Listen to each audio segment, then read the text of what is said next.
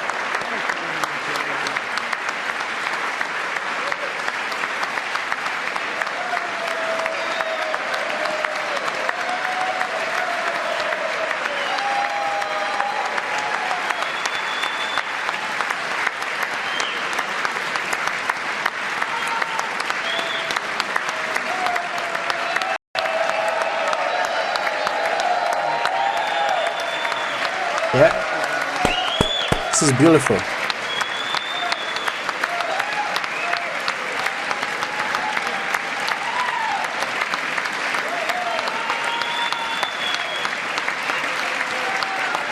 Thank you.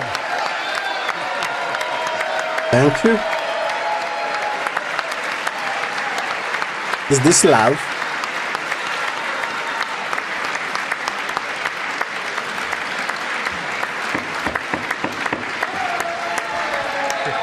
Thank you very much.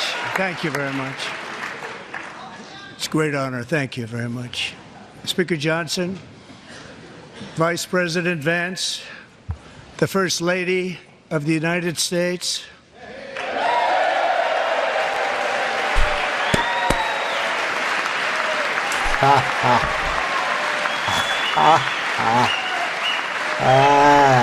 Trump.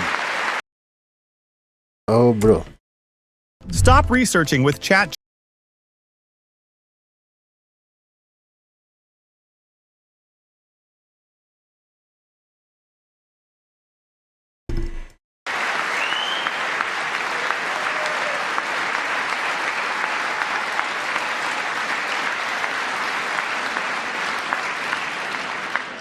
members of the United States Congress, thank you very much. And to my fellow citizens, America is back. America is back.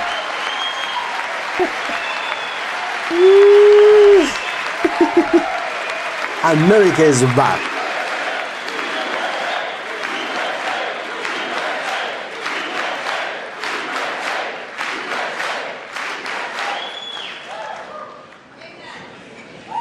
Six weeks ago, I stood beneath the dome of this Capitol and proclaimed the dawn of the golden age of America.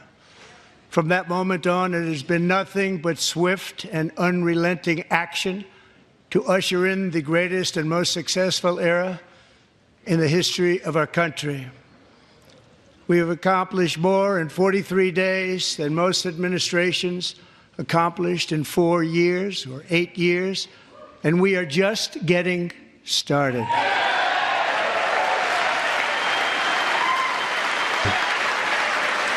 Bro, America is back. We are just getting started.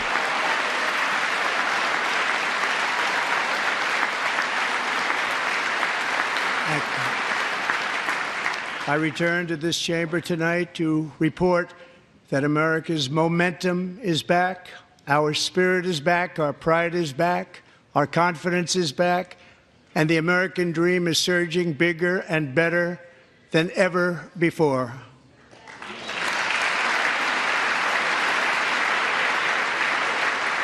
The American dream is unstoppable, and our country is on the verge of a comeback, the likes of which the world has never witnessed and perhaps will never witness again. There's never been anything like it. The presidential election of November 5th was a mandate like has not been seen in many decades. We won all 7 swing states, giving us an electoral college victory of 312 votes.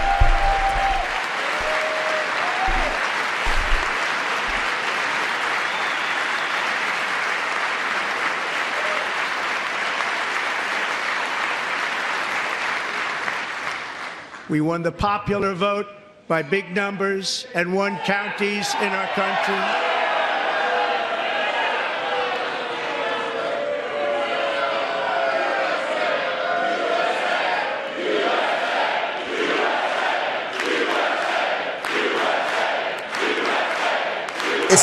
It's a small group of people. Others are not chanting. Is this plan? Republicans are chanting USA. Democrats are not chanting. 2,700 to 525 on a map that reads almost completely red for Republican.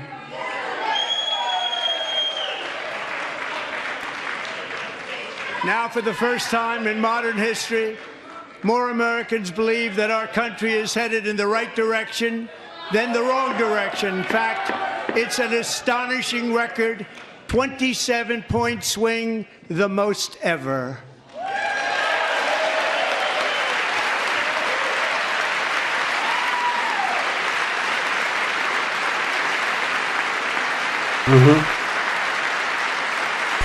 Likewise, small business optimism saw its single largest one-month gain ever recorded, a 41-point jump.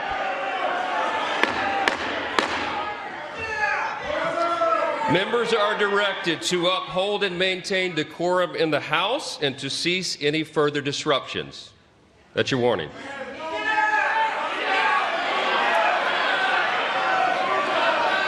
Members are engaging in willful and continuing breach of decorum, and the chair is prepared to direct the Sergeant-at-Arms to restore order to the joint session.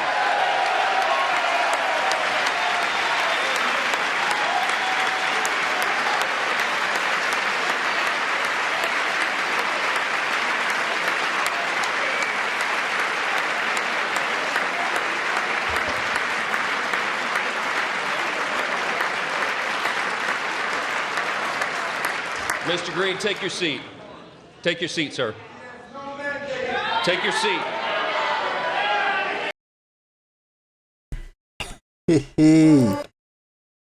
Bro, what's going on?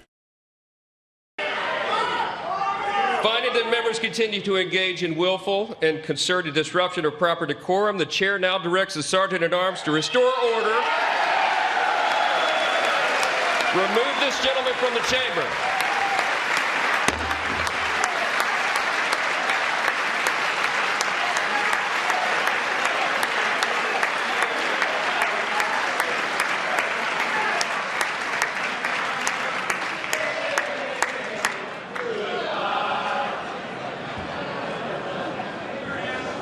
America is back.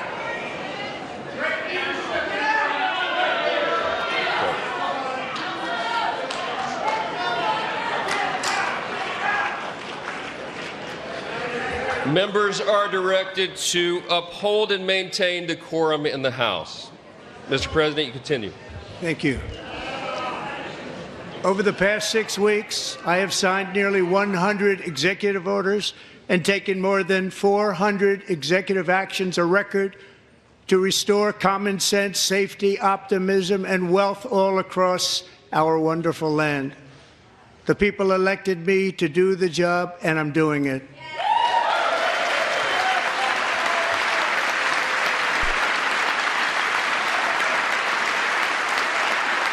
Trump.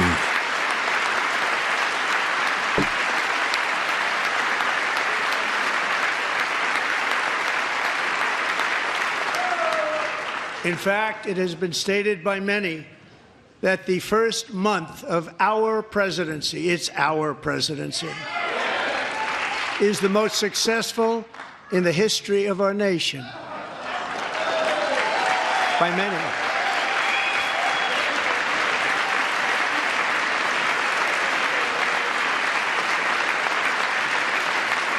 And what makes it even more impressive is that, do you know who number 2 is?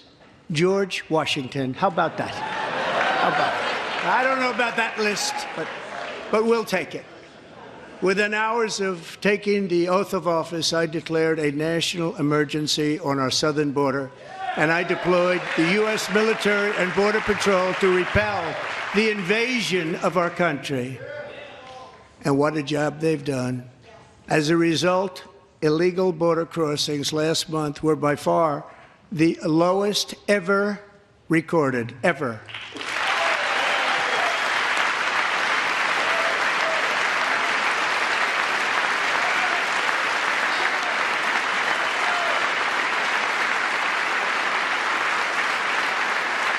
They heard my words and they chose not to come. Much easier that way.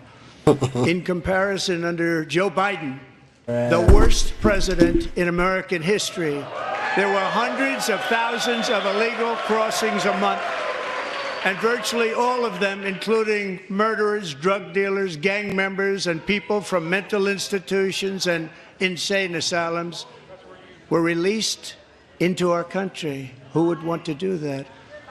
This is my 5th such speech to Congress. And Bro, I don't know. Does Donald Trump really hate Biden? Why is ever complaining about Biden? Yet he's now the one in power. Biden, because blacked his presidential term, that gave him a black. That's why he is ever complaining about him. once again, I look at the Democrats in front of me, and I realize there is absolutely nothing I can say to make them happy or to make them stand or smile or applaud. Nothing I can do. I could find a cure to the most devastating disease, a disease that would wipe out entire nations, or announce the answers to the greatest economy in history, or the stoppage of crime to the lowest levels ever recorded. And these people sitting right here will not clap, will not stand, and certainly will not cheer for these astronomical achievements. They won't do it, no matter what. Five times I've been up here. It's very sad, and it just shouldn't be this way.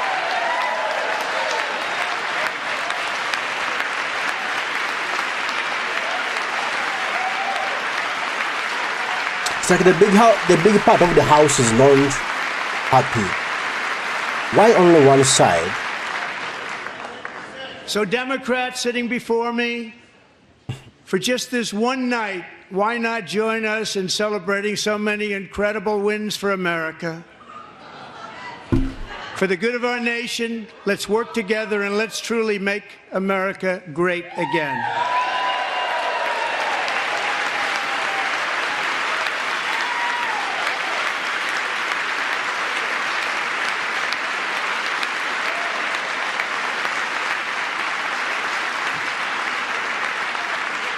Every day, my administration is fighting to deliver the change America needs to bring a future that America deserves, and we're doing it. This is a time for big dreams and bold action. Upon taking office, I imposed an immediate freeze on all federal hiring, a freeze on all new federal regulations, and a freeze on all foreign aid.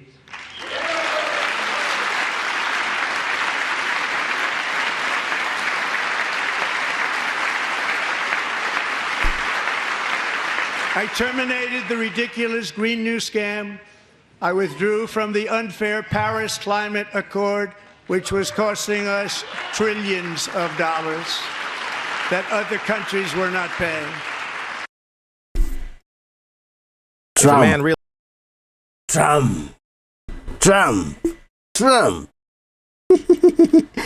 America's back. I withdrew from the corrupt World Health Organization.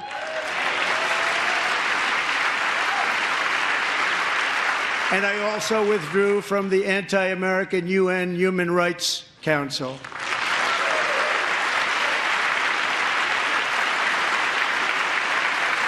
We ended all of Biden's environmental restrictions that were making our country far less safe and totally unaffordable.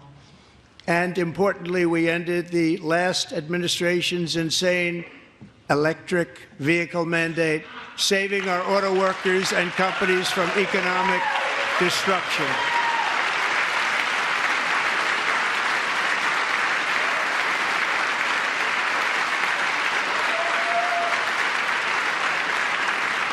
To unshackle our economy, I have directed that for every one new regulation, 10 old regulations must be eliminated, just like I did in my very successful first term.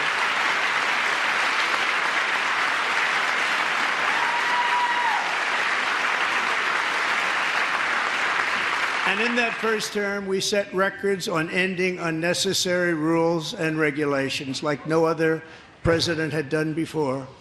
We ordered all federal workers to return to the office. They will either show up for work in person or be removed from their job.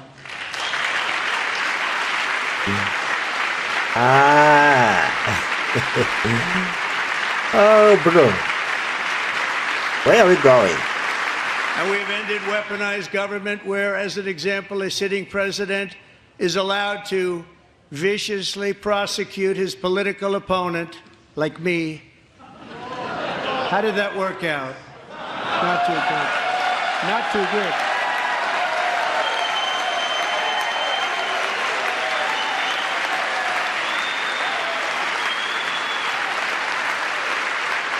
Pause.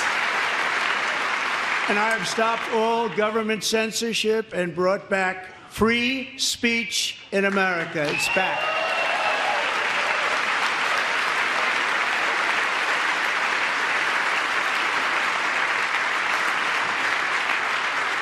And 2 days ago, I signed an order making English the official language of the United States of America.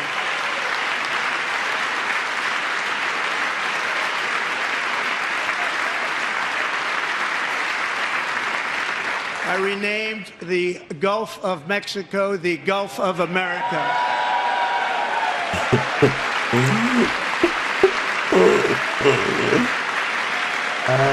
Bro. And likewise, I renamed, for a great president, William McKinley, Mount McKinley again. Beautiful Alaska. We love Alaska. We've ended the tyranny of so-called diversity, equity, and inclusion policies all across the entire federal government and indeed the private sector and our military. And our country will be woke no longer.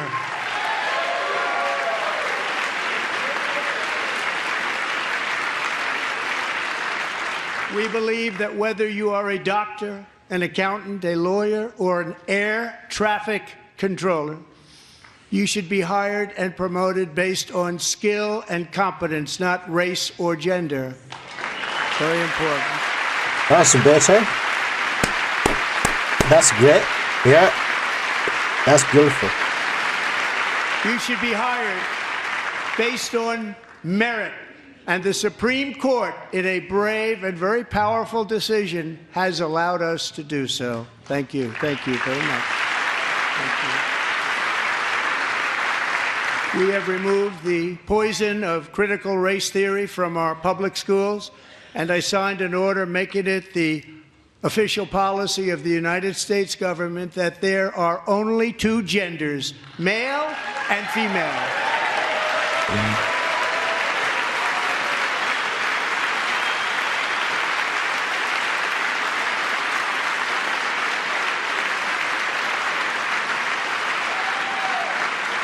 I also signed an executive order to ban men from playing in women's sports.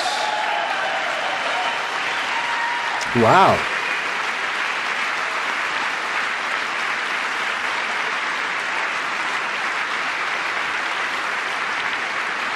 Three years ago, Peyton McNabb was an all-star high school athlete, one of the best, preparing for a future in college sports. But when her girls' volleyball match was invaded by a male, he smashed the ball so hard in Peyton's face, causing traumatic brain injury, partially paralyzing her right side and ending her athletic career. It was a shot like she's never seen before. She's never seen anything like it. Peyton is here tonight in the gallery, and Peyton, from now on, schools will kick the men off the girls' team, or they will lose all federal funding. Ooh.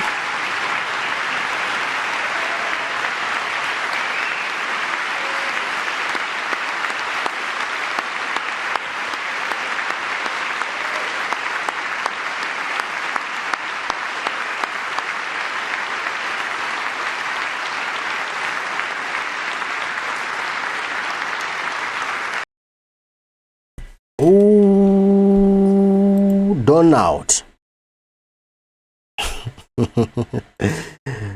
Bro.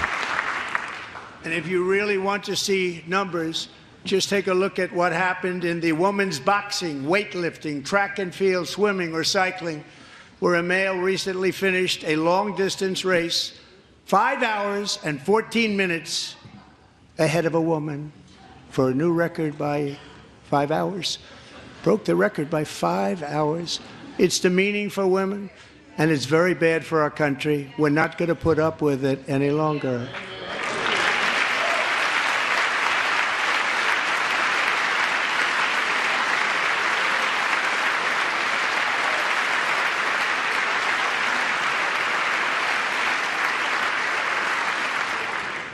What I have just described is only a small fraction of the common sense revolution that is now, because of us, sweeping the entire world. Common sense has become a common theme, and we will never go back. Never. Never going to let that happen. Never go back. Among my very highest priorities is to rescue our economy and get dramatic and immediate relief to working families. That's better. As you know, we inherited from the last administration an economic catastrophe and an inflation nightmare. Their policies drove up energy prices, pushed up grocery costs, and drove the necessities of life out of reach for millions and millions of Americans. They've never had anything like it. We suffered the worst inflation in 48 years, but perhaps even in the history of our country. They're not sure. As president, I'm fighting every day to reverse this damage and make America affordable again. Make America affordable again.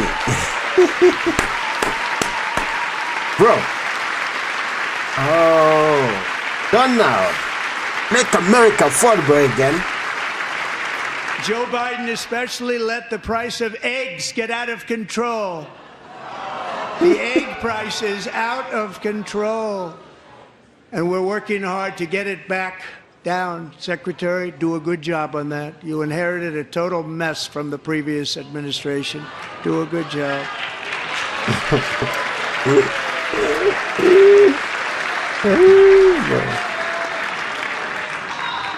A major focus of our fight to defeat inflation is rapidly reducing the cost of energy.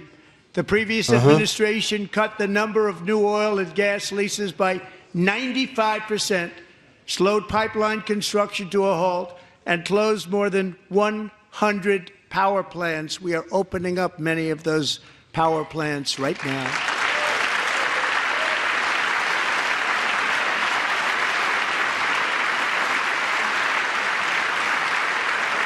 And frankly, we have never seen anything like it.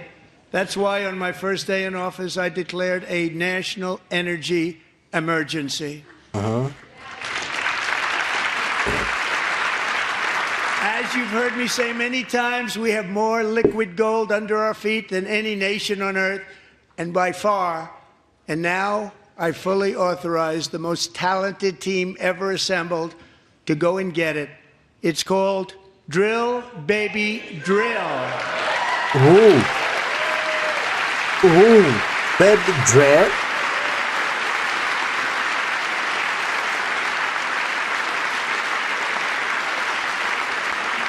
My administration is also working on a gigantic natural gas pipeline in Alaska, among the largest in the world, where Japan, South Korea, and other nations want to be our partner with investments of trillions of dollars each. There's never been anything like that one. It will be truly spectacular. It's all set to go. The permitting is gotten. And later this week, I will also take historic action to dramatically expand production of critical minerals and rare earths here in the USA.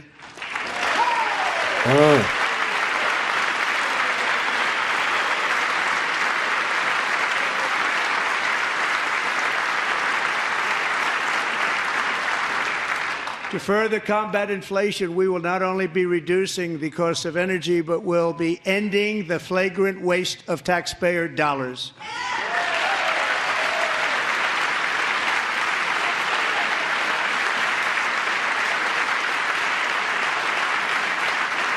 And to that end, I have created the brand new Department of Government Efficiency. GOGE. Perhaps you've heard of it. Perhaps.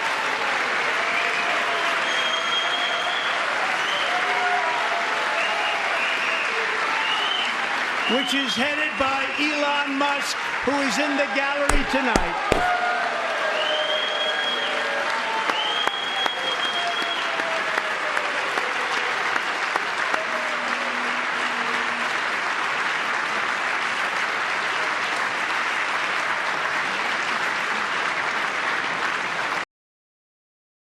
Beautiful. Oh, Trump seems to be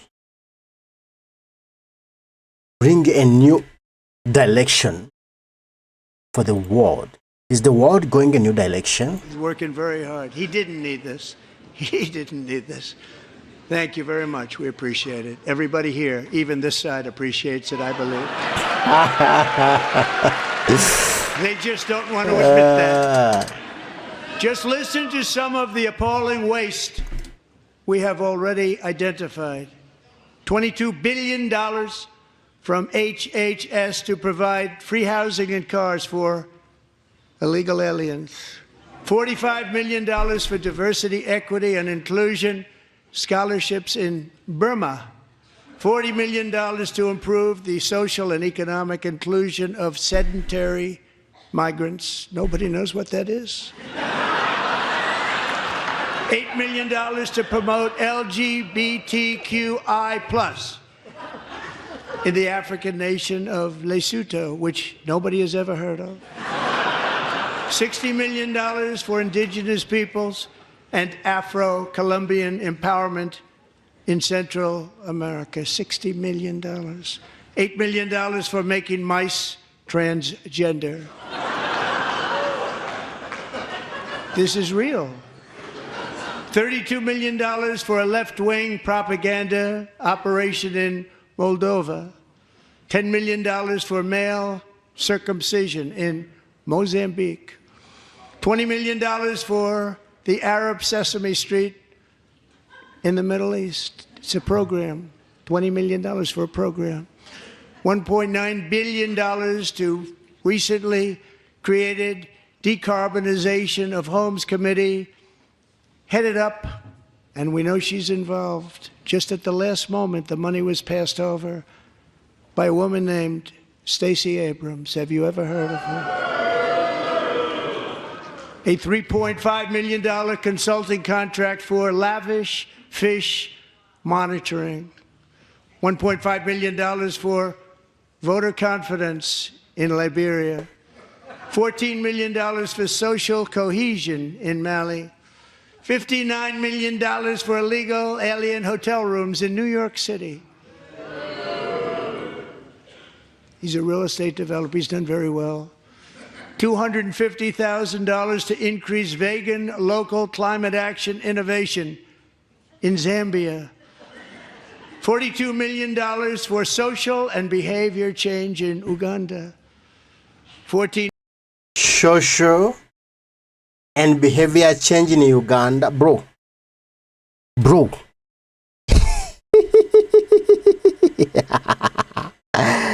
Jeez, let me hear this again.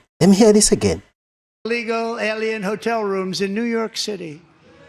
But why is he calling illegal migrants aliens? Is that human? He's a real estate developer. He's done very well. $250,000 to increase vegan local climate action innovation in Zambia. $42 million for social and behavior change in Uganda. $42 million for social and behavior change in Uganda. Bro. Trump, you've just killed it, bro.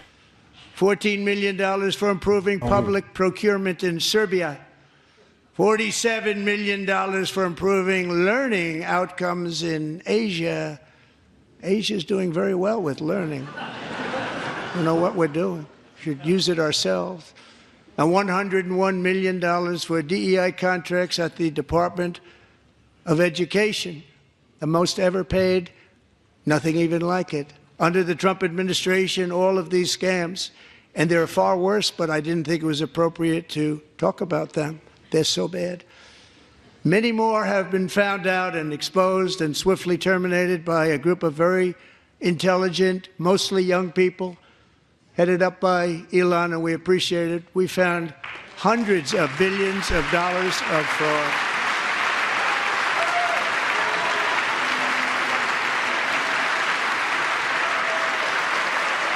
Musk is doing a job. What do you think? Is Musk doing a job? And we've taken back the money and reduced our debt to fight inflation and other things. Taking back a lot of that money. We got it just in time. This is just the beginning. The Government Accountability Office, a federal government office, has estimated annual fraud of over $500 billion in our nation, and we are working very hard to stop it. We're going to. We're also identifying shocking levels of incompetence and probable fraud in the Social Security program for our seniors, and that our seniors and people that we love rely on. Believe it or not, government databases list 4.7 million Social Security members from people aged 100 to 109 years old. It lists 3.6 million people from ages 110 to 119. I don't know any of them. I know some people that are rather elderly, but not quite that elderly. 3.47 million people from ages 120 to 129. 3.9 million people from ages 130 to 139. 3.5 million people from ages 140 to 149. And money is being paid to many of them, and we're searching right now. In fact, Pam, good luck. Good luck. You're going to find it. But a lot of money is paid out to people because it just keeps getting paid, and nobody does, and it really hurts Social Security and hurts our country. 1.3 million people from ages 150 to 159, and over 130,000 people, according to the Social Security databases, are age over 160 years old. We have a healthier country than I thought, Bobby.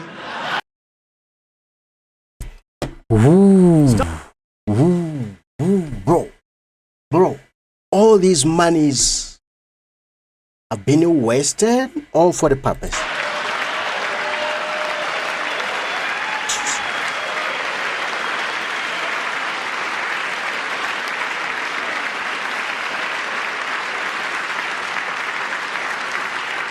Including, to finish, 1,039 people between the ages of 220 and 229, one person between the age of 240 and 249, and one person is listed at 360 years of age.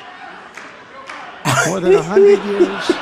More than 100 years. Bro, 300 years? Who's that one? But we're going to find out where that money's going.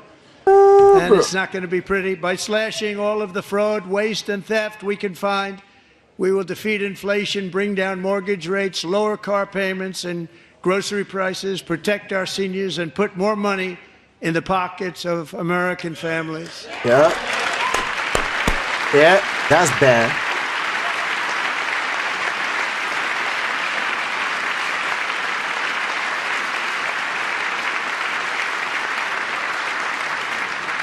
And today, interest rates took a beautiful drop, big, beautiful drop. It's about time. And in the near future, I want to do what has not been done in 24 years, balance the federal budget. We're going to balance it.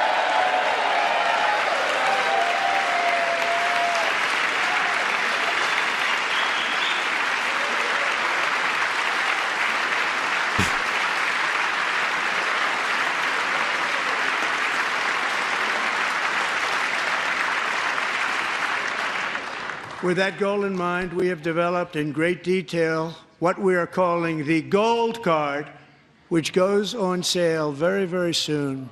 For $5 million, we will allow the most successful job-creating people from all over the world to buy a path to U.S. citizenship. It's like the green card, but better and more sophisticated.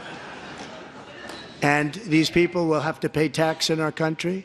They won't have to pay tax from where they came. The money that they've made, you wouldn't want to do that, but they have to pay tax, create jobs. They'll also be taking people out of colleges and paying for them so that we can keep them in our country instead of having them being forced out.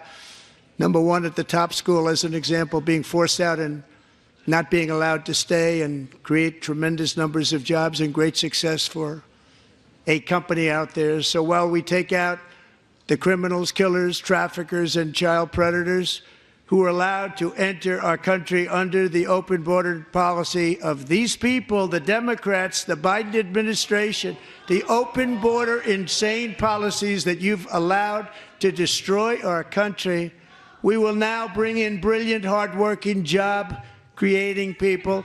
They're going to pay a lot of money, and we're going to reduce our debt with that money.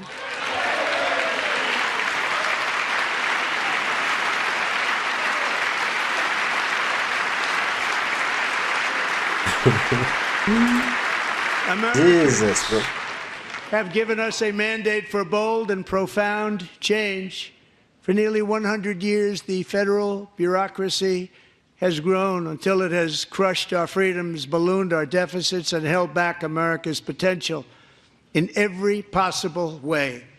The nation founded by pioneers and risk-takers now drowns under millions and millions of pages of regulations and debt.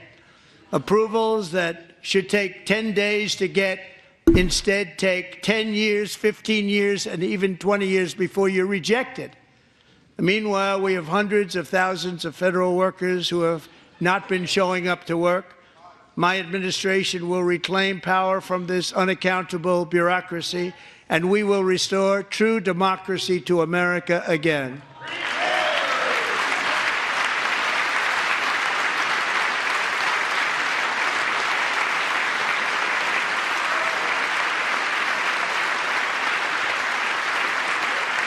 And any federal bureaucrat who resists this change will be removed from office immediately. Because we are draining the swamp. It's very simple. And the days of rule by unelected bureaucrats are over.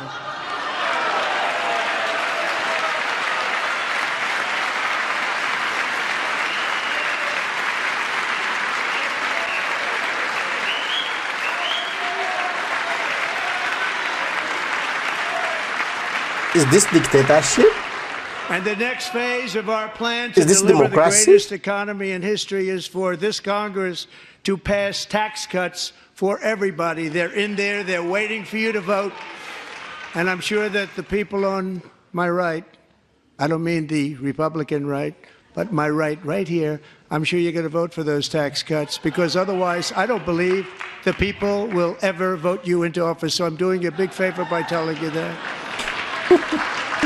But I know this group is going to be voting for the tax.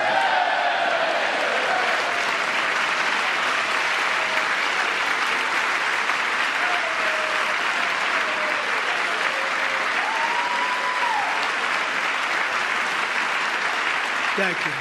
It's a very, very big part of our plan. We had tremendous success in our first term with it. A very big part of our plan. We're seeking permanent income tax cuts all across the board. And to get urgently needed relief to Americans hit especially hard by inflation, I'm calling for no tax on tips, no tax on overtime, and no tax on Social Security benefits for our great seniors.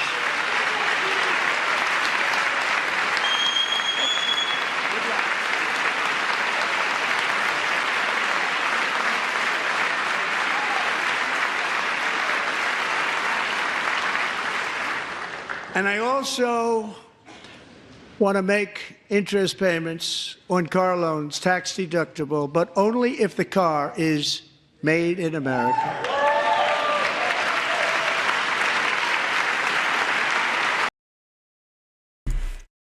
Ooh, bro. That will work only on a car made in the US. If the car is not made in the US, no, bro. And by the way, we're going to have growth in the auto industry like nobody's ever seen. Plants are opening up all over the place. Deals are being made. Never seen. That's a combination of the election win and tariffs. It's a beautiful word, isn't it? That, along with our other policies, will allow our auto industry to absolutely boom. It's going to boom. Spoke to the majors today, all three, the top people, and they're so excited. In fact, already, numerous car companies have announced that they will be building massive automobile plants in America, with Honda just announcing a new plant in Indiana, one of the largest anywhere in the world.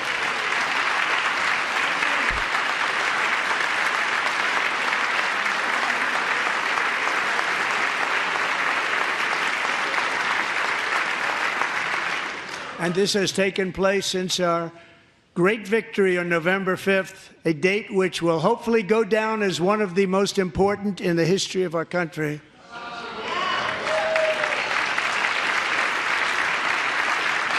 In addition, as part of our tax cuts, we want to cut taxes on domestic production and all manufacturing.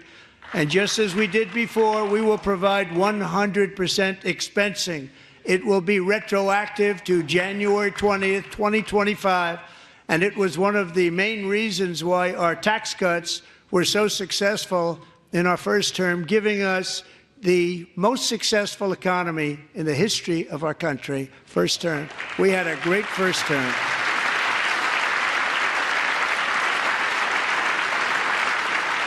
If you don't make your product in America, however, under the Trump administration, you will pay a tariff, and in some cases, a rather large one. Other countries have used tariffs against us for decades, and now it's our turn to start using them against those other countries.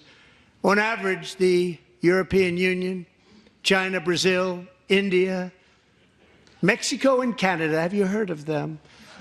And countless other nations charge us tremendously higher tariffs than we charge them. It's very unfair. India charges us auto tariffs higher than 100%. China's average tariff on our products is twice what we charge them. And South Korea's average tariff is 4 times higher. Think of that, 4 times higher. And we give so much help militarily and in so many other ways to South Korea, but that's what happens. This is happening by friend and foe. This system is not fair to the United States and never was, and so on April 2nd, I wanted to make it April 1st, but I didn't want to be accused of April Fool's Day. That's not, just one day was cost us a lot of money. But we're going to do it in April. I'm a very superstitious person. April 2nd, reciprocal tariffs kick in.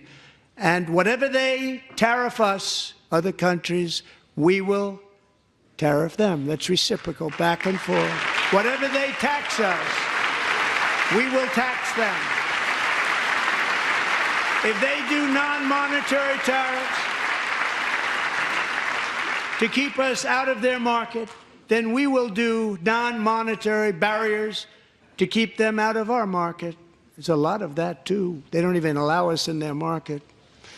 We will take in trillions and trillions of dollars and create jobs like we have never seen before. I did it with China and I did it with others, and the Biden administration couldn't do anything about it because there was so much money they couldn't do anything about it. We have been ripped off for decades by nearly every country on earth, and we will not let that happen any longer.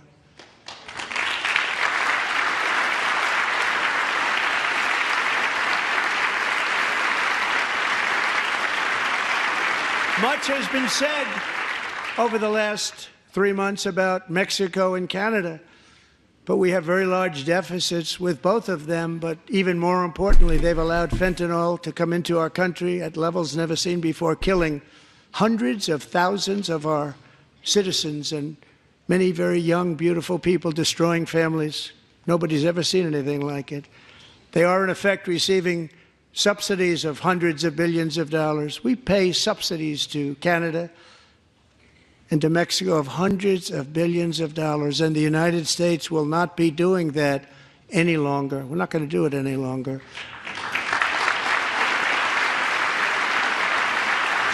Thanks to our America First policies we're putting into place, we have had $1.7 trillion of new investment in America in just the past few weeks. The combination of the election and our economic policies that people of SoftBank, one of the most brilliant anywhere in the world, announced a $200 billion investment.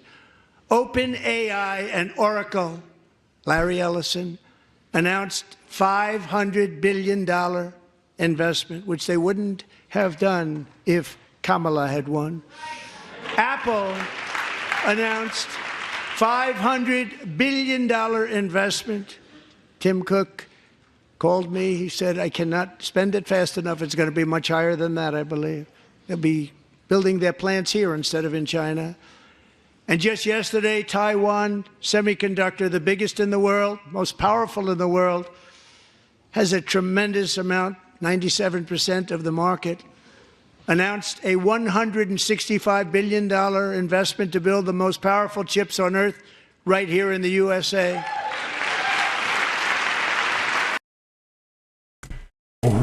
Why is everyone spiraling over unskippable ads? Bro, really, Trump is changing the world. Bro, believe me.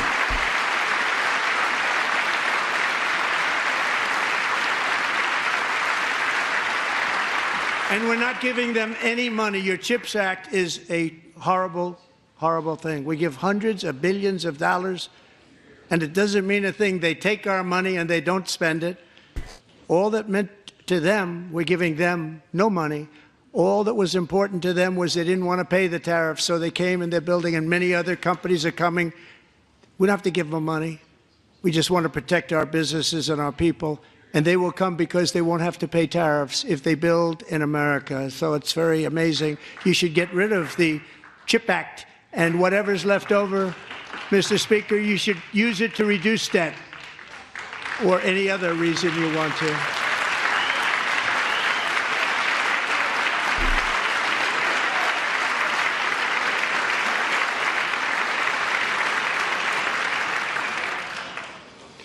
Our new trade policy will also be great for the American farmer. I love the farmer. Who will now be selling into our home market, the USA, because nobody is going to be able to compete with you. Because those goods that come in from other countries and companies, they're really in a bad position in so many different ways. They're uninspected.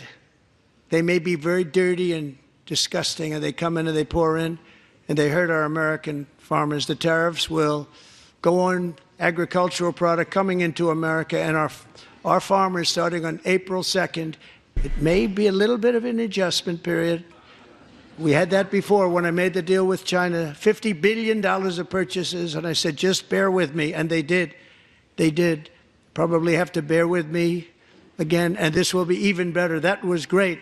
The problem with it was that Biden didn't enforce it. He didn't enforce it. $50 billion of purchases, and we were doing great, but Biden did not enforce it, and it hurt our farmers. But Our farmers are going to have a field day right now. So to our farmers, have a lot of fun. I love you too. I love you too. It's all going to happen.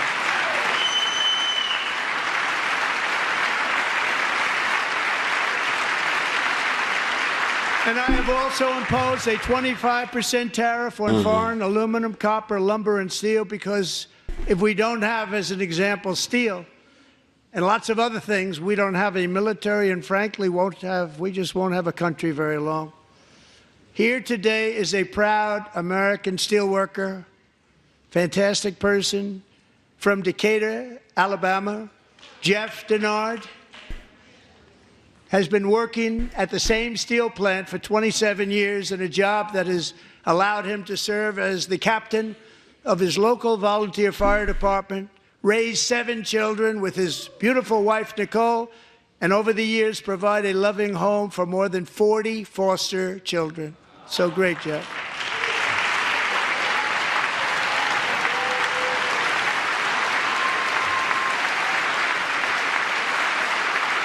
Thank you, Jeff. Thank you, Jeff.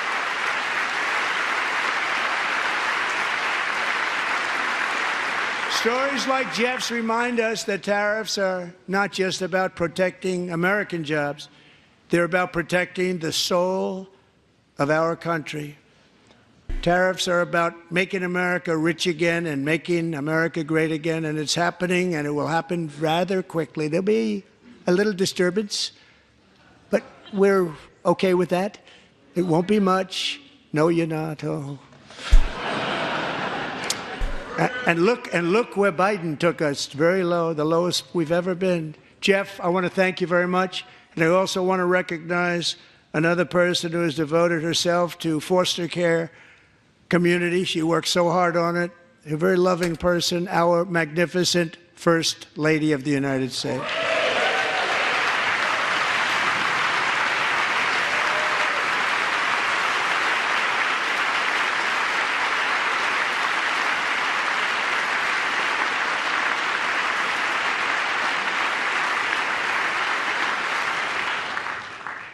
Melania's work has yielded incredible results, helping prepare our nation's future leaders as they enter the workforce. Our First Lady is joined by 2 impressive young women, very impressive.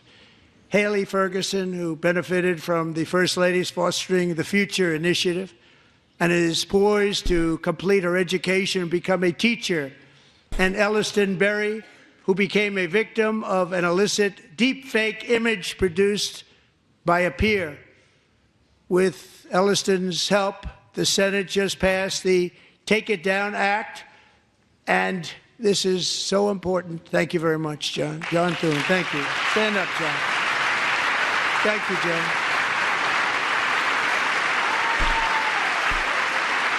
Thank you all very much.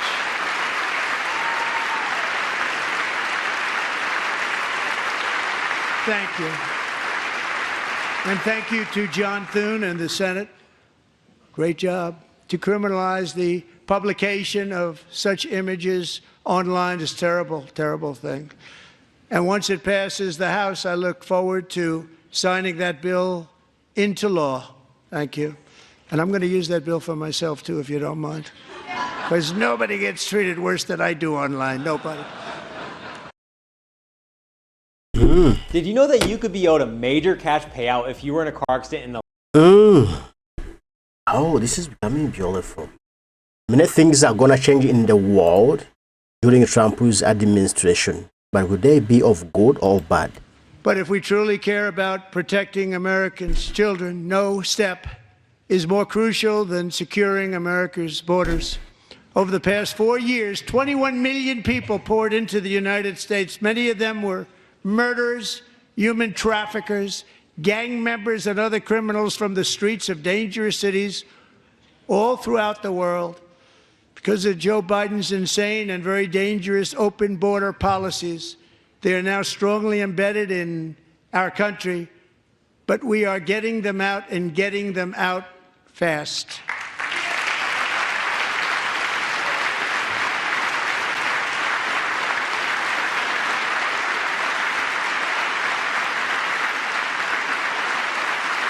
And I want to thank Tom Homan and Christy. I want to thank you and Paul of Border Patrol. I want to thank you. What a job they've all done. Everybody, Border Patrol, ICE, law enforcement in general is incredible. We have to take care of our law enforcement. Have to.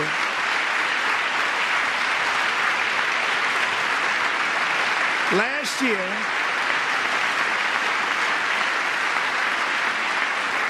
a brilliant 22-year-old nursing student named Laken Riley, the best in her class, admired by everybody, went out for a jog on the campus of the University of Georgia.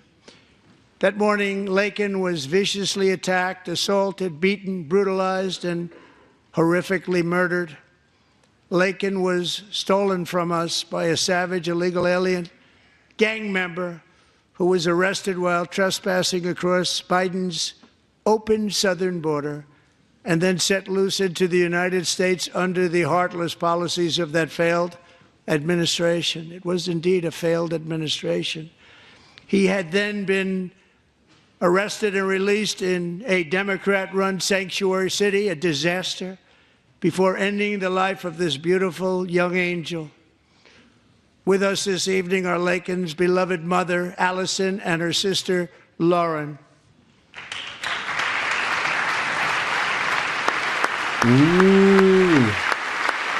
That's good. Beautiful.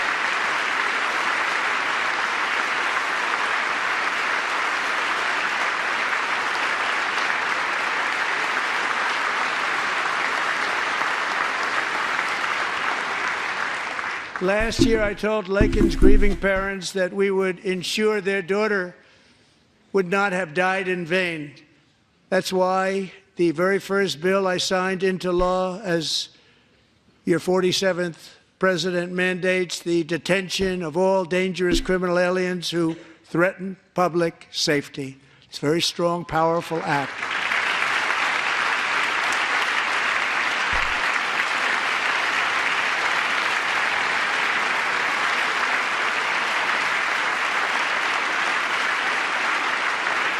It's called the Laken-Riley Act. So Allison and Lauren, America will never, ever forget our beautiful Laken Hope Riley.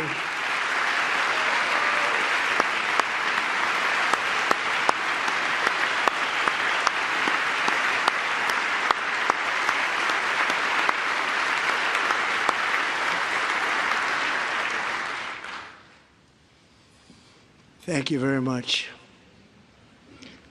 Since taking office, my administration has launched the most sweeping border and immigration crackdown in American history, and we quickly achieved the lowest numbers of illegal border crossers ever recorded. Thank you.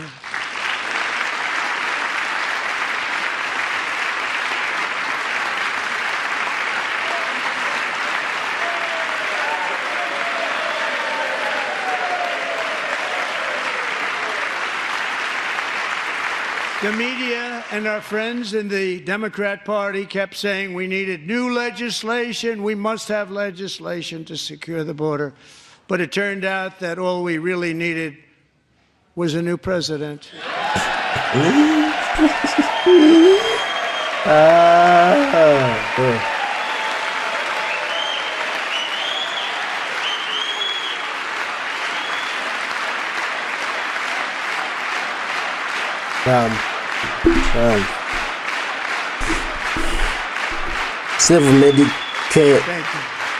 Medicaid. Joe Biden didn't just open our borders, he flew illegal aliens over them to overwhelm our schools, hospitals, and communities throughout the country. Entire towns like Aurora, Colorado, and Springfield, Ohio, buckled under the weight of the migrant occupation and corruption like nobody's ever seen before. Beautiful towns destroyed. Now, just as I promised in my inaugural address, we are achieving the great liberation of America.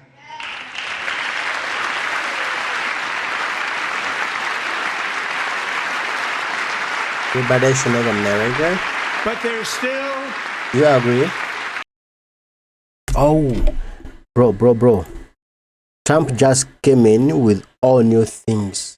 He's trying to change the status quo. Like the way it was, it's not gonna be like that forever. We must change this and that. We must change here and there. Tonight is a woman I have gotten to know, Alexis Nungari from Houston.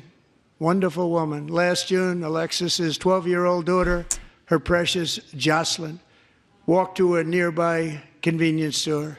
She was kidnapped, tied up, assaulted for 2 hours under a bridge, and horrifically murdered. Arrested and charged with this heinous crime are 2 illegal alien monsters from Venezuela, released into America by the last administration through their ridiculous open border. The death of this beautiful 12-year-old girl and the agony of her mother and family touched our entire nation greatly. Yeah. Alexis, I promised that we would always remember your daughter, your magnificent daughter, and earlier tonight, I signed an order keeping my word to you. One thing I have learned about Jocelyn is that she loved animals so much. She loved nature. Across Galveston Bay, from where Jocelyn lived in Houston, you will find a magnificent national wildlife refuge, a pristine, peaceful, 34,000-acre sanctuary for all of God's creatures on the edge of the Gulf of America. Alexis, moments ago, I formally renamed that refuge in loving memory of your beautiful daughter, Jocelyn. So, Mr. Vice President, if you would, may I have the order?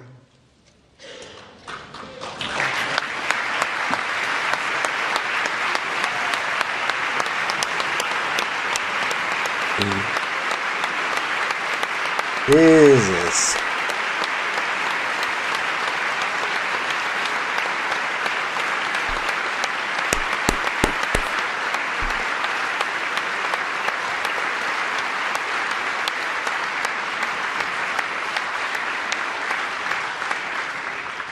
Thank you very much. All 3 savages charged with Jocelyn and Lakin's murders were members of the Venezuelan prison gang, the toughest gang, they say, in the world, known as Tren de Aragua. 2 weeks ago, I officially designated this gang, along with MS-13 and the bloodthirsty Mexican drug cartels, as foreign terrorist organizations.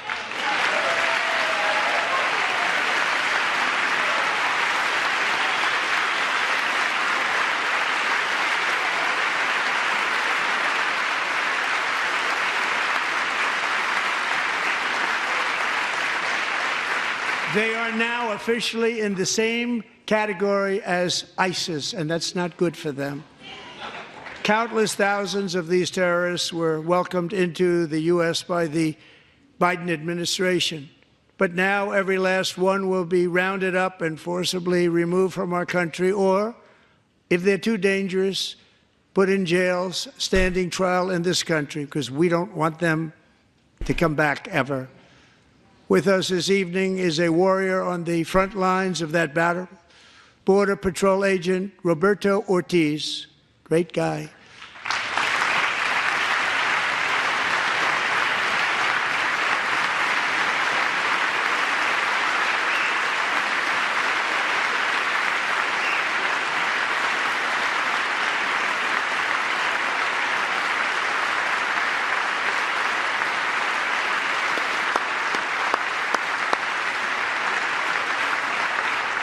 In January, Roberto and another agent were patrolling by the Rio Grande near an area known as Cartel Island. Doesn't sound too nice to me.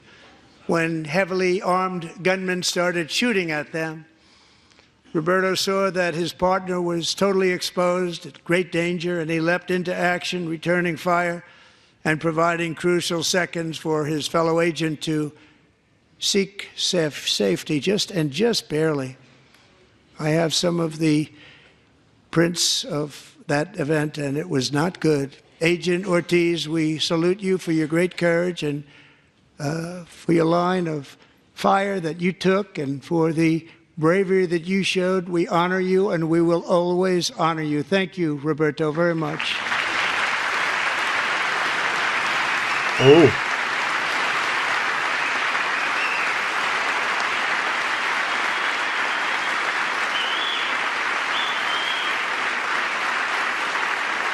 Thank you, Roberta.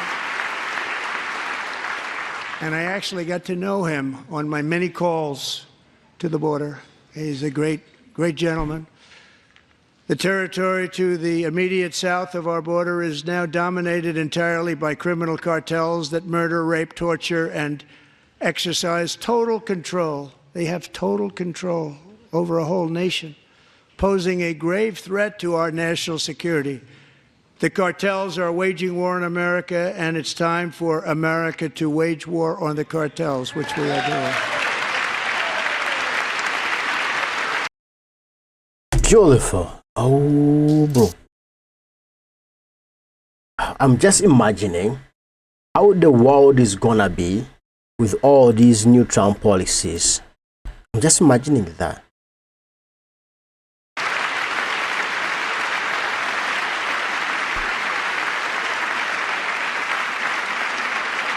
Five nights ago, Mexican authorities, because of our tariff policies being imposed on them, think of this, handed over to us 29 of the biggest cartel leaders in their country. Ooh. That has never happened before. They want to make us happy. First time ever. But we need Mexico and Canada to do much more than they've done, and they have to stop the fentanyl and drugs pouring into the USA. They're going to stop it.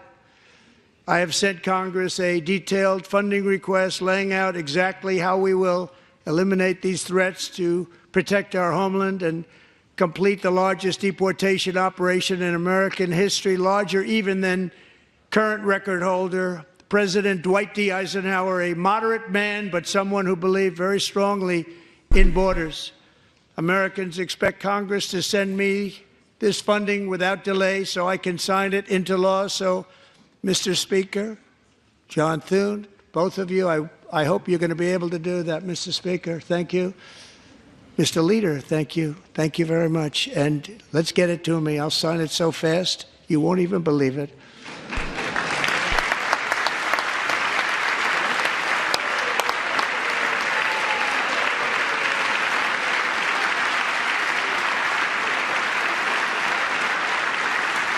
And as we reclaim our sovereignty, we must also bring back law and order to our cities and towns.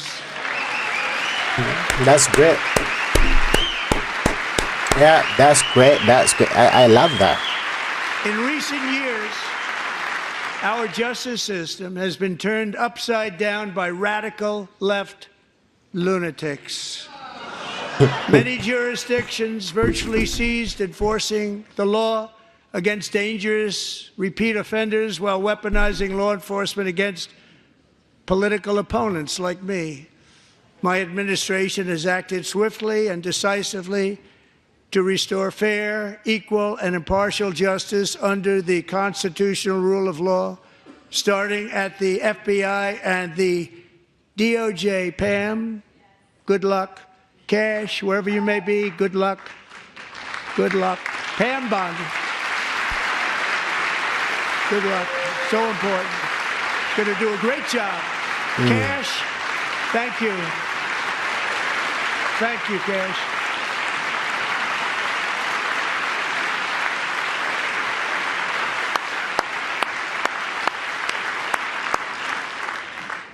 They've already started very strong. They're going to do a fantastic job. You're going to be very proud of them.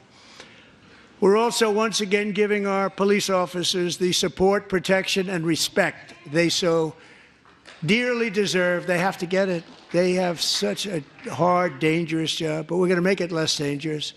The problem is the bad guys don't respect the law, but they're starting to respect it, and they soon will respect it.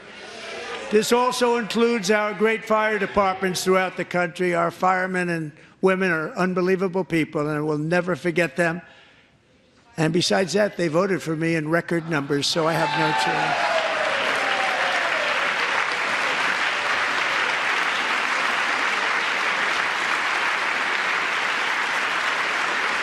One year ago this month, 31-year-old New York police officer Jonathan Diller, unbelievably wonderful person and a great officer, was gunned down at a traffic stop on Long Island. I went to his funeral.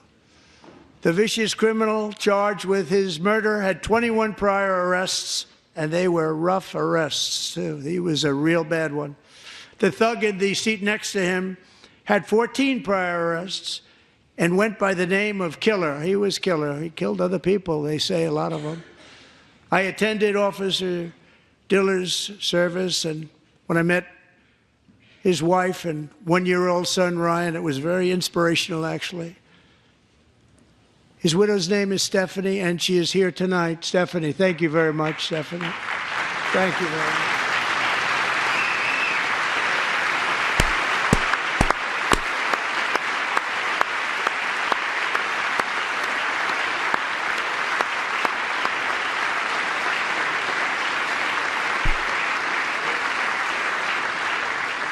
Stephanie, we're going to make sure that Ryan knows his dad was a true hero, New York's finest, and we're going to get these cold-blooded killers and repeat offenders off our streets, and we're going to do it fast. Got to stop it. They get out with 28 arrests. They push people into subway trains. They hit people over the head, back of the head with baseball bats. We got to get them out of here. I've already signed an executive order requiring a mandatory death penalty for anyone who murders a police officer, and tonight I'm asking Congress to pass that policy into permanent law. Oh, guys.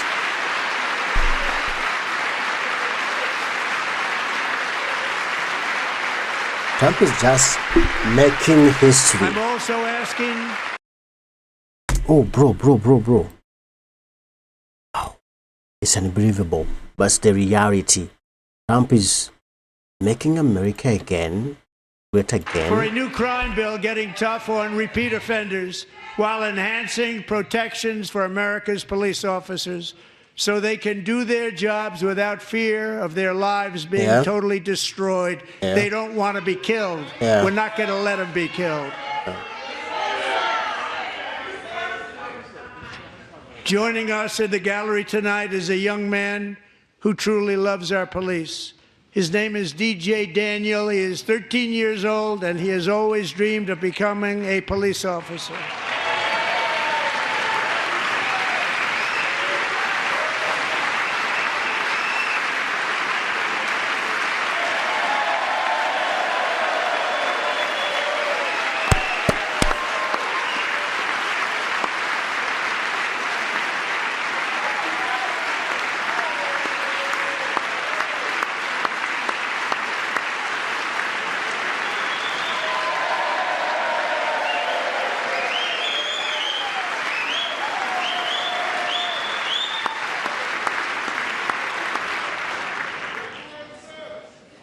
But in 2018, DJ was diagnosed with brain cancer.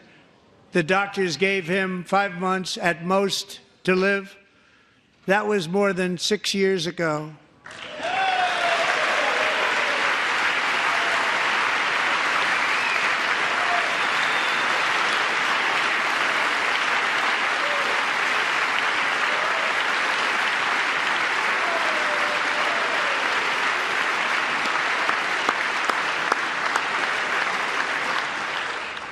Since that time, DJ and his dad have been on a quest to make his dream come true, and DJ has been sworn in as an honorary law enforcement officer, actually a number of times. The police love him, the police departments love him.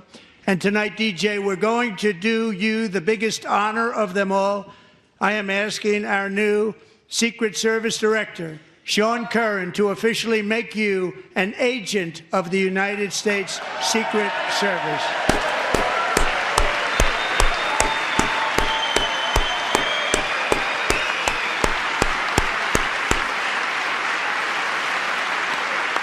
This is beautiful. Yeah, this is beautiful.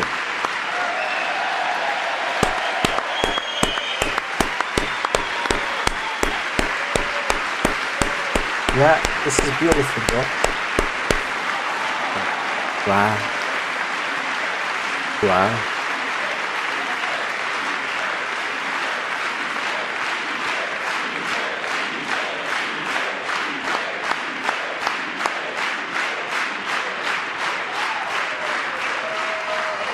Thank you, DJ. DJ's doctors believe his cancer likely came from a chemical he was exposed to when he was younger. Since 1975, rates of child cancer have increased by more than 40%. Reversing this trend is one of the top priorities for our new presidential commission to make America healthy again, chaired by our new Secretary of Health and Human Services, Robert F. Kennedy, Jr.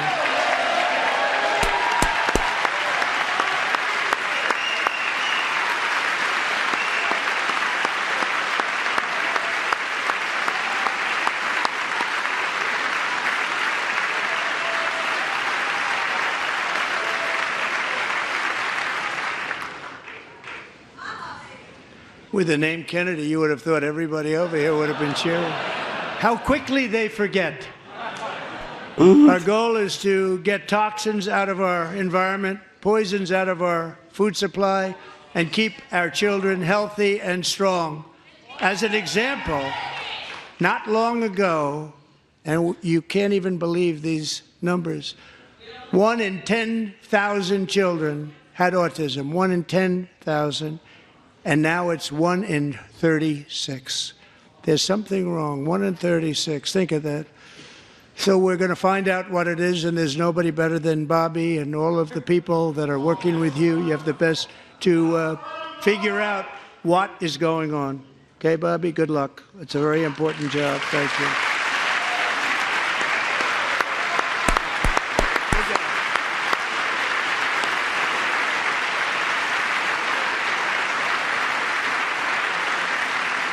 Thank you. My administration is also working to protect our children from toxic ideologies in our schools. A few years ago, January Littlejohn and her husband discovered that their daughter's school had secretly socially transitioned their 13-year-old little girl. Teachers and administrators conspired to deceive January and her husband while encouraging her daughter to use a new name and pronouns. They, them pronoun, actually, all without telling January, who is here tonight and is now a courageous advocate against this form of child abuse. January, thank you. Thank you. Thank you very much.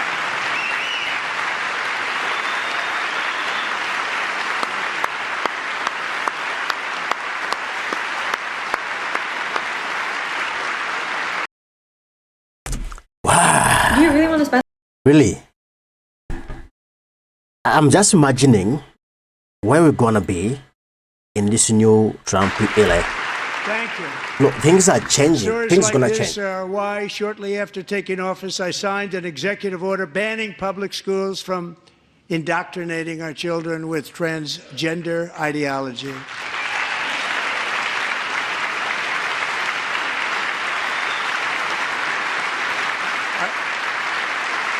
I also signed an order to cut off all taxpayer funding to any institution that engages in the sexual mutilation of our youth.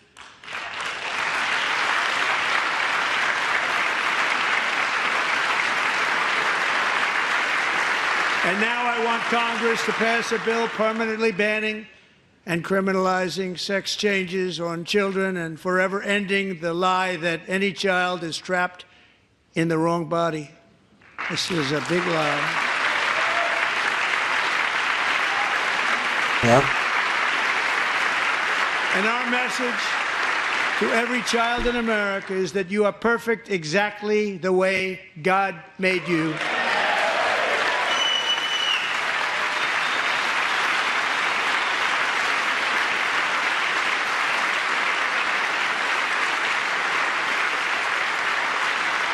Because we're getting wokeness out of our schools and out of our military, and it's already out, and it's out of our society. We don't want it. Wokeness is trouble. Wokeness is bad. It's gone. It's gone. And we feel so much better for it, don't we? Don't we feel better? Our service members won't be activists and ideologues. They will be fighters and warriors. They will fight for our country. And Pete, congratulations. Secretary of Defense, congratulations.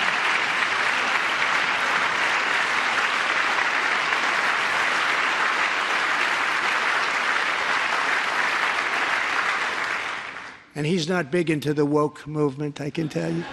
I know him well. I am pleased to report that in January, the U.S. Army had its single best recruiting month in 15 years, and that all armed services are having among the best recruiting results ever in the history of our services. What a difference.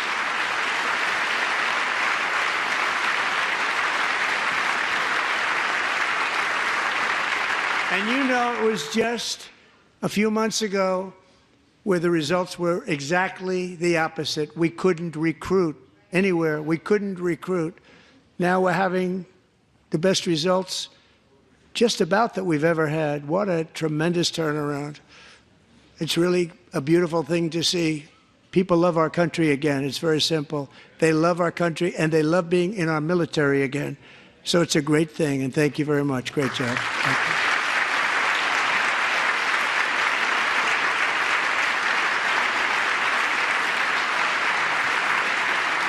We're joined tonight by a young man, Jason Hartley, who knows the weight of that call of duty.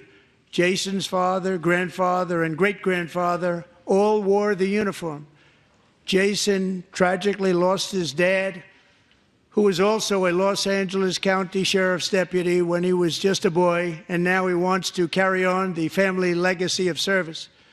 Jason is a senior in high school, a six-letter varsity athlete, a really good athlete, they say, a brilliant student with a 4.46, that's good, GPA.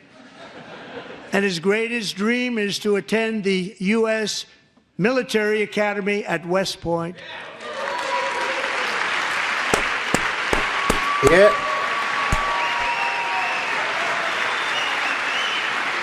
Wow.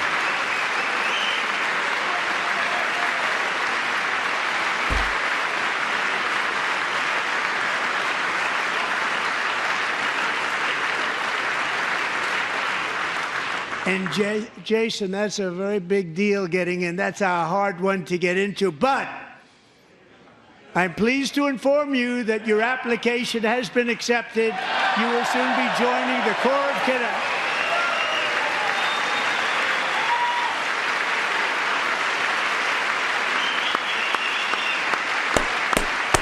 Thanks, bro. That's great.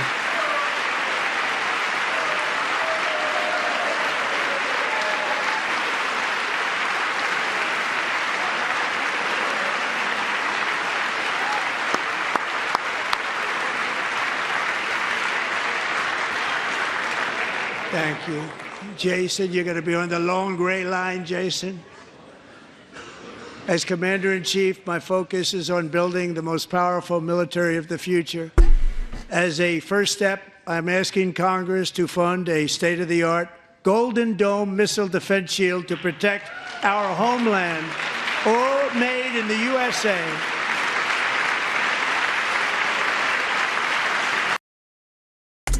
Ooh. This is what I... Bro, can you feel that change inside you right now? That America is changing and everything is changing everywhere. And Ronald Reagan wanted to do it long ago, but the technology just wasn't there, not even close. But now we have the technology. It's incredible, actually. And other places, they have it. Israel has it. Other places have it. And the United States should have it too, right, Tim, right? They should have it too. So I want to thank you. But it's a very, very important. This is a very dangerous world. We should have it. We want to be protected, and we're going to protect our citizens like never before. To boost our defense industrial base, we are also going to resurrect the American shipbuilding industry, including commercial shipbuilding and military shipbuilding.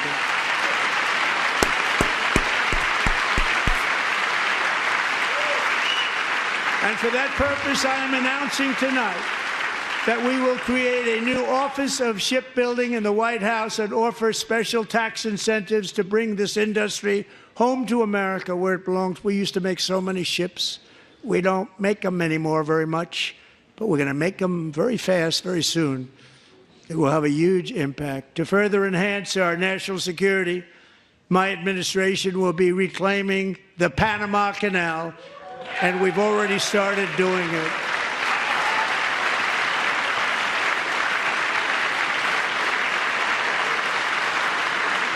Just today, a large American company announced they are buying both ports around the Panama Canal and lots of other things having to do with the Panama Canal and a couple of other canals. The Panama Canal was built by Americans for Americans, not for others, but others could use it. But it was built at tremendous cost of American blood and treasure. 38,000 workers died building the Panama Canal. They died of malaria, they died of snake bites and mosquitoes. Not a nice place to work. They paid them very highly to go there, knowing there was a 25% chance that they would die. The most expensive project also that was ever built in our country's history, if you bring it up to modern day costs. It was given away by the Carter administration for $1. But that agreement has been violated very severely. We didn't give it to China. We gave it to Panama, and we're taking it back.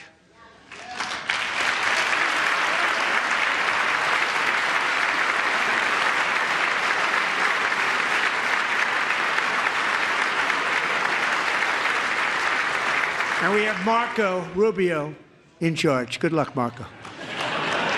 Now, we know who to blame if anything goes wrong. Marco's been amazing, and he's going to do a great job. Think of it, he got 100 votes. You know, he was approved with actually 99, but the 100th was this gentleman, and I feel very certain. So let's assume he got 100 votes, and I'm either very, very happy about that or I'm very concerned about it. But he's already proven. I mean, he's a great gentleman. He's respected by everybody, and we appreciate you voting for Marco. He's going to do a fantastic job. Thank you. Thank you. He's doing a great job. Great job. And I also have a message tonight for the incredible people of Greenland.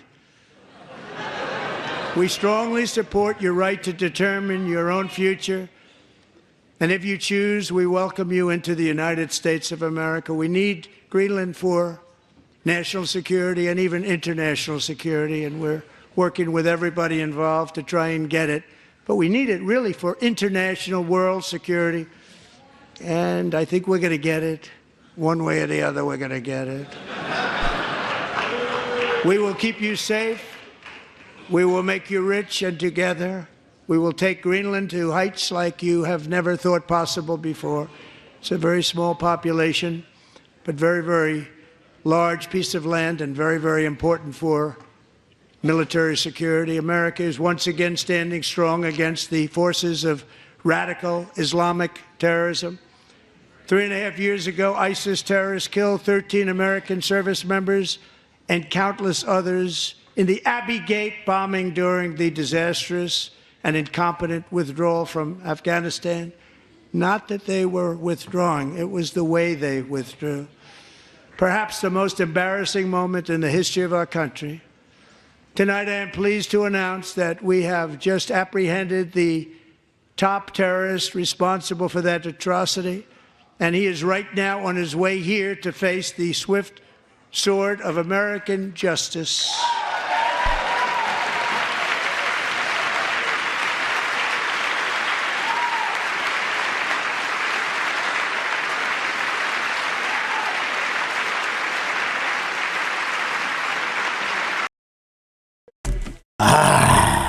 American justice and the world's justice. Are these things going together?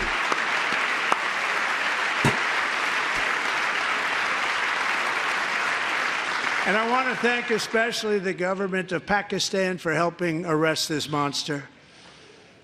This was a very momentous day for those 13 families who I actually got to know very well, most of them, whose children were murdered, and the many people that were so badly, over 42 people, so badly injured on that fateful day in Afghanistan. What a horrible day. Such incompetence was shown that when Putin saw what happened, I guess he said, wow, maybe this is my chance. That's how bad it was.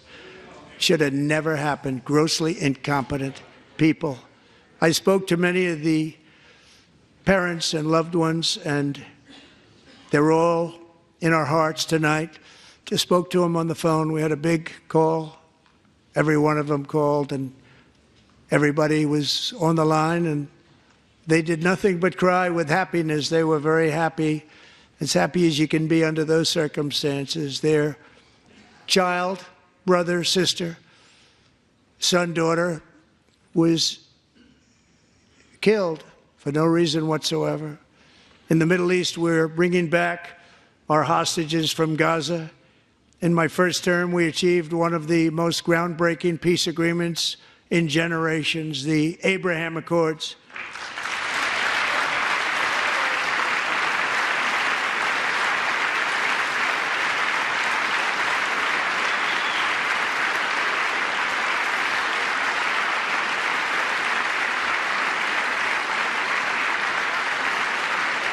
And now we're going to build on that foundation to create a more peaceful and prosperous future for the entire region. A lot of things are happening in the Middle East. People have been talking about that so much lately with everything going on with Ukraine and Russia.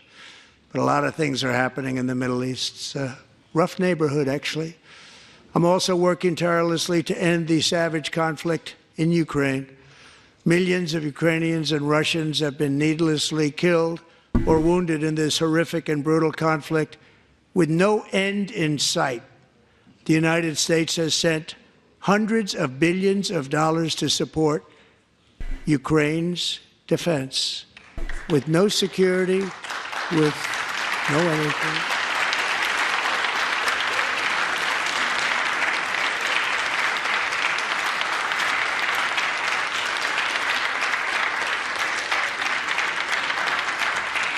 Do you want to keep it going for another 5 years? Yeah, you would say Pocahontas says yes.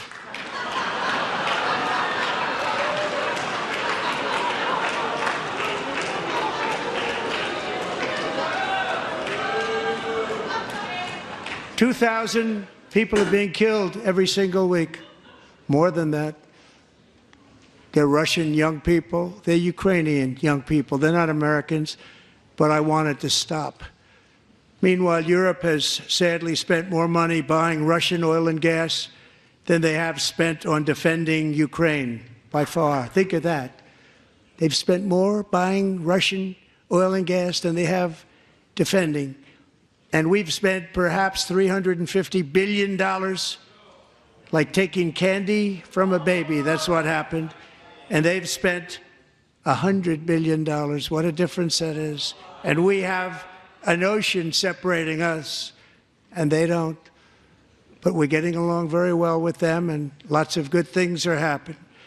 Biden has authorized more money in this fight than Europe has spent by billions and billions of dollars. It's hard to believe that they wouldn't have stopped it and said at some point, come on, let's equalize. You got to be equal to us. But that didn't happen. Earlier today, I received an important letter from President Zelensky of Ukraine. The letter reads, Ukraine is ready to come to the negotiating table as soon as possible to bring lasting peace closer.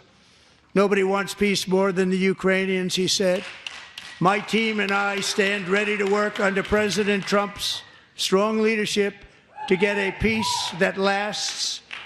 We do really value how much America has done to help Ukraine maintain its sovereignty and independence.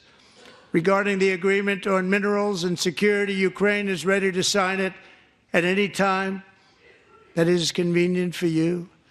I appreciate that he sent this letter, just got it a little while ago, Simultaneously, we've had serious discussions with Russia and have received strong signals that they are ready for peace. Wouldn't that be beautiful? Wouldn't that be beautiful?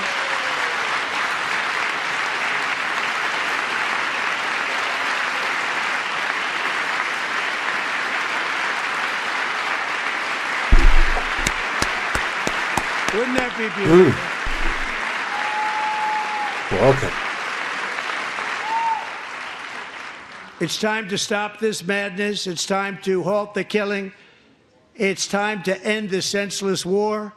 If you want to end wars, you have to talk to both sides. Nearly 4 years ago, amid rising tensions, a history teacher named Mark Fogel was detained in Russia and sentenced to 14 years in a penal colony. Rough stuff. The previous administration barely lifted a finger to help him. They knew he was innocent, but they had no idea where to begin. But last summer, I promised his 95-year-old mother, Malphine, that we would bring her boy safely back home. After 22 days in office, I did just that, and they are here tonight.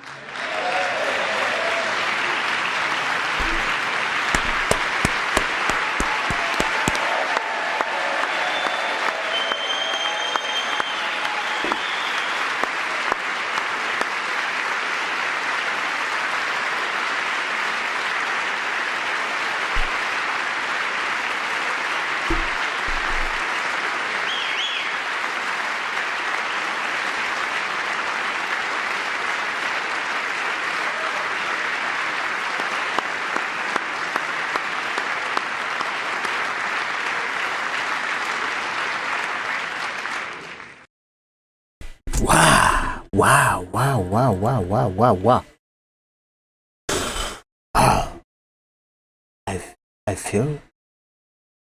I feel like everything is changing in the world today. And I don't know where we're going with it. Mom, we are delighted to have you safe and sound and with us.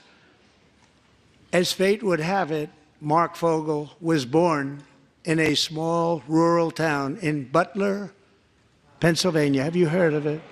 Where his mother has lived for the past 78 years. I just happened to go there last July 13th for a rally. That was not pleasant. And that is where I met his beautiful mom right before I walked onto that stage. And I told her I would not forget what she said about her son. And I never did I? Never forgot.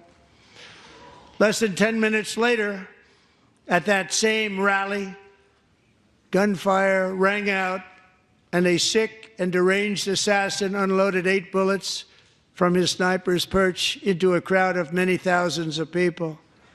My life was saved by a fraction of an inch, but some were not so lucky. Corey Comparator was a firefighter, a veteran, a Christian, a husband, a devoted father, and above all, a protector. When the sound of gunshots pierced the air, it was a horrible sound. Corey knew instantly what it was and what to do. He threw himself on top of his wife and daughters and shielded them from the bullets with his own body. Corey was hit really hard. You know the story from there. He sacrificed his life to save theirs. 2 others, very fine people, were also seriously hit. But thankfully, with the help of 2 great country doctors, we thought they were gone and they were saved. So those doctors had great talent. We're joined by Corey's wife, Helen, who was his high school sweetheart, and their 2 beloved daughters, Allison and Kaylee. Thank you.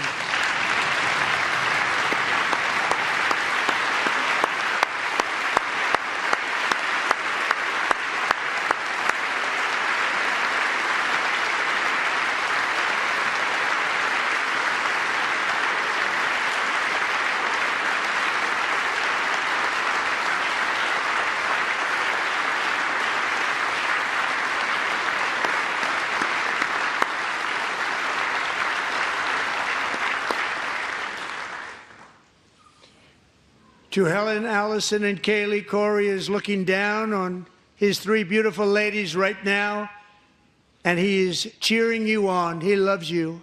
He is cheering you on.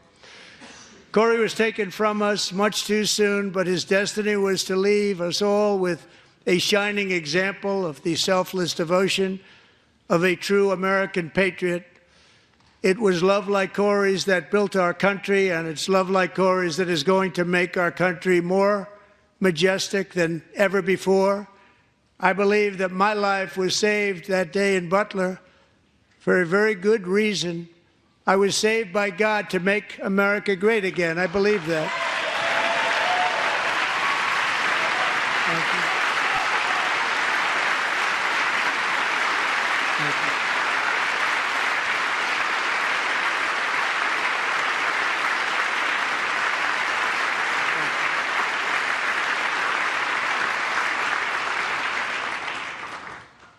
Thank you very much. From the patriots of Lexington and Concord to the heroes of Gettysburg and Normandy, from the warriors who crossed the Delaware to the trailblazers who climbed the Rockies, and from the legends who soared at Kitty Hawk to the astronauts who touched the moon, Americans have always been the people who defied all odds, transcended all dangers, made the most extraordinary sacrifices, and did whatever it took to defend our children, our country, and our freedom.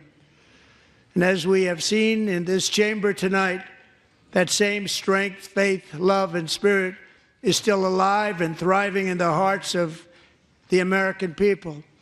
Despite the best efforts of those who would try to censor us, silence us, break us, destroy us, Americans are today a proud, free, sovereign, and independent nation that will always be free, and we will fight for it till death. We will never let anything happen to our beloved country, because we are a country of doers, dreamers, fighters, and survivors.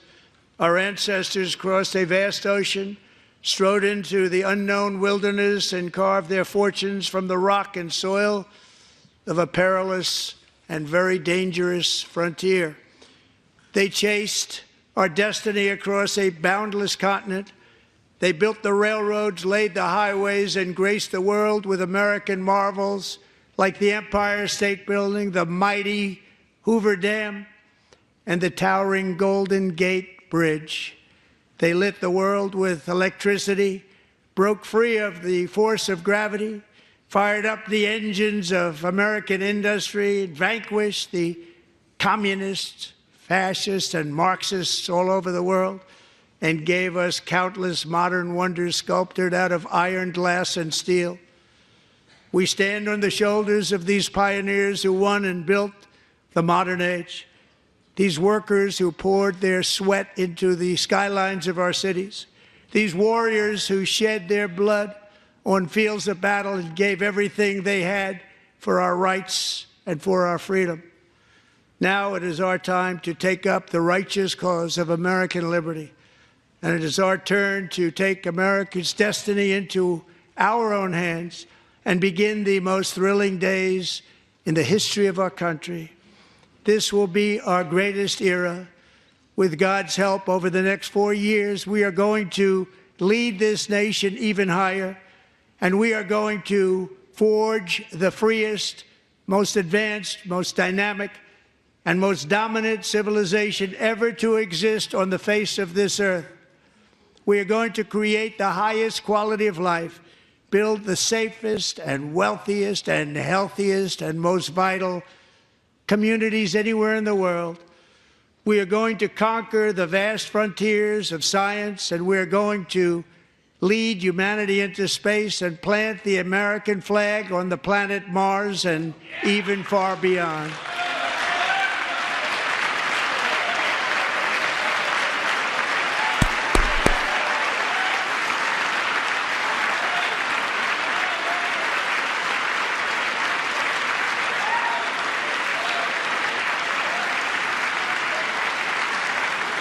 And through it all, we are going to rediscover the unstoppable power of the American spirit. And we are going to renew unlimited promise of the American dream, Every single day we will stand up and we will fight, fight, fight for the country our citizens believe in and for the country our people deserve.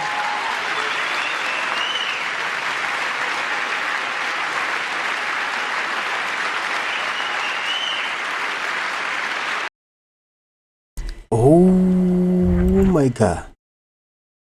This is beautiful. Can you feel anything from this speech?